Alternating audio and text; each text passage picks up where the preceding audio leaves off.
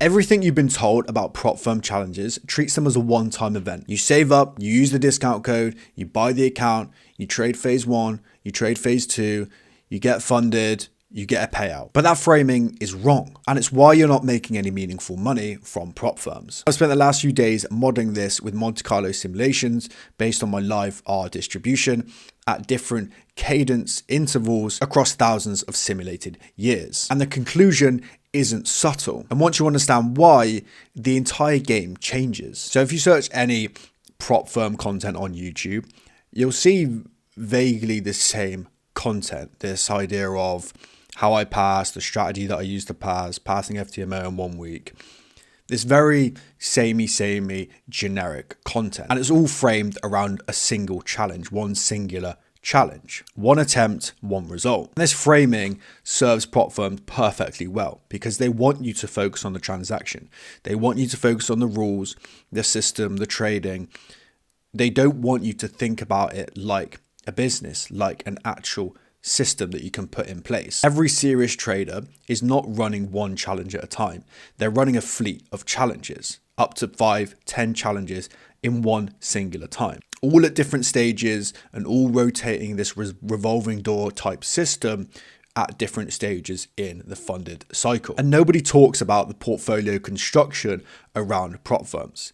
Everyone just talks about the singular event. The question you should be asking is, what's my buying cadence? How far apart am I buying challenges, and how consistently am I taking challenges? Is it once every week, once every 2 weeks, or once a month? And again, that's going to vary from trader to trader. Here's the kind of reframe in, I guess, one sentence. So when you buy a stock, when an investor buys a stock, they don't necessarily think about, is this the best stock in the world? They think about, how does this stock fit into my overall portfolio? How does this stock sit into my overall risk allocation? And that reframe changes the whole prop firm approach that you take, because challenges work exactly the same way. Each challenge is not the be all and end all. It's an allocation within your overall portfolio. And this is what separates serious prop firm traders from your everyday amateur who's just blowing accounts and not really getting anywhere, not making any meaningful returns from prop firms. See, most people think, I'll buy a challenge when I'm ready, I'll pass it and then I'll think about the next one. You need to reframe this way of thinking as to, if you're running a fleet, I'm running a risk portfolio, I'm running a portfolio construction here. When do I allocate new risk to new challenges? How often does that fit into my overall portfolio? And what does that schedule look like? Some will reach funded, some will fail phase 1, some will fail phase 2, but you will have a full risk calibration of, your portfolio.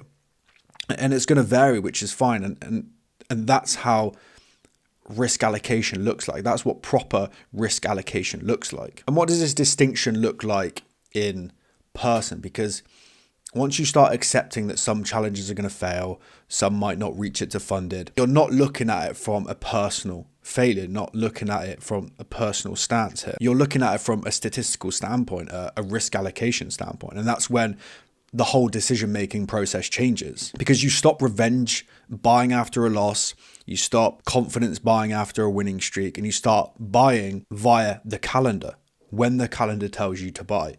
Not when you feel like buying, not when you blow an account, not when you do all this stuff, but what does the calendar say?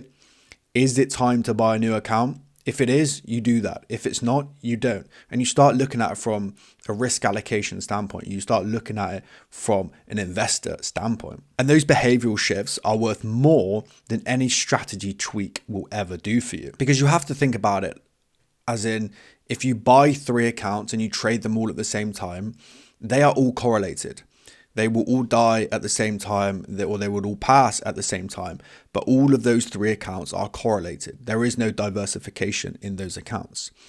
Now think about it. If you buy one account, trade it for a week, buy another account, trade it that next week, buy another account, trade it that third week, and you have 3 accounts on the go. What happens here is you stagger these accounts. And so each account is at a different path on your equity curve. Each account has a different variance sequence. So each account is going to inevitably take the same trades, but they're going to be staggered. So each equity curve is going to be slightly different. And what that does is that allows you to, again, just play the probabilities game. You're trying to catch good variance here by consistently buying at set days, at set weeks, at set months of the year. And what that does is it gives those accounts wildly different survival rates, and it gives you the best probability of actually passing an account. So what I did was I used Claude to actually build out this fleet simulation based on my strategy, my data, and my statistics. Over 1,500 simulations across a 12-month period, and I'll put up on the screen now kind of what my findings were. And obviously, you know, this model is theoretical. The trade outcomes are sampled from my actual live R data, my R distribution. And this is kind of what came out. So you can see some of the findings. If you buy 12 challenges over 3 months and you watch 4 of them fail, that costs you about $2,200 in non-recoverable fees before a single one of them is even funded. Now that's not a problem if the survivors reach the funded stage and generate enough payouts to cover it. And it's only a problem when your cadence concentrates failure at the same time, right? Finding number 2 is a slow cadence, say 1 challenge in every 6 weeks, a month and a half. It produces lower fees, lower upfront costs, lower upfront burn, but a slower feat build. So it's slower to pass a challenge, right? Naturally, it's slower to build up that portfolio, which you're trying to build ultimately. So your fleet is smaller for longer, which means your aggregate payouts, your maximum number of payouts takes longer to ramp and build up. The third finding is a fast cadence is multiple challenges per month, you know, once a week, once every 2 weeks. Whilst it produces a faster fleet build, it dramatically increases your burn rate and your risk of variance. So you can get unlucky and watch 4 or 5 fail in that same regime period. Now the fourth finding, the optimum that sits in the middle for a strategy at roughly 5 trades a month, which is kind of my live expectancy right now, the model converges on a spacing rule, which is 14 divided by n days apart for a fleet of n accounts. Now that spread purchase dates across the full 14-day payout cycle, right? So let's make this concrete. Like what lessons can we take away and what can we apply moving forward? So the first thing you need to do is decide on your fleet size. Before you buy anything else, you need to decide on how many accounts you can realistically buy. Again, this depends on your budget. And then when you have that budget, you are going to decide how many accounts you can buy. You know, whether you have to reduce the account size, so be it. If you have to reduce the account size to up your risk, do that. It's far better to do that than up your account size and reduce your risk. And number 2 is to set the pacing. So how consistently are you going to add these accounts? And again, that's going to depend on the frequency of trades. If you're only taking 1 trade every 2 weeks, there's no point adding 1 account per week. You're better off adding 1 account per month. If you're taking a few trades a week, then maybe it's better to space them out once a week or once every 2 weeks. So number 3 is to schedule the purchases as calendar dates now. So set in your calendar when you're going to buy an account, what account you're going to buy, and when you're going to start trading it. And once you reach a steady state, if accounts fail, which they will, you have to understand that accounts are going to fail. You do not buy immediately afterwards. You buy on the next date that you're scheduled. You buy on the calendar day, not on the feeling, not based on the results. And that's it. That's the 4 rules. That's the entire model that you need. And it probably looks too simple.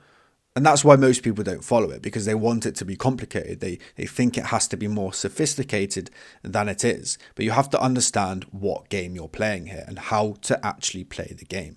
And most people won't talk about this because that's not how prop firms make their money. The execution is dead boring, but it's the gap that most traders never close. If these reframe kind of change the way that you look at prop firm challenges, make sure to hit that subscribe button. Drop me a comment down below as to how you're going to approach prop firm challenges, and I'll see you in the next one.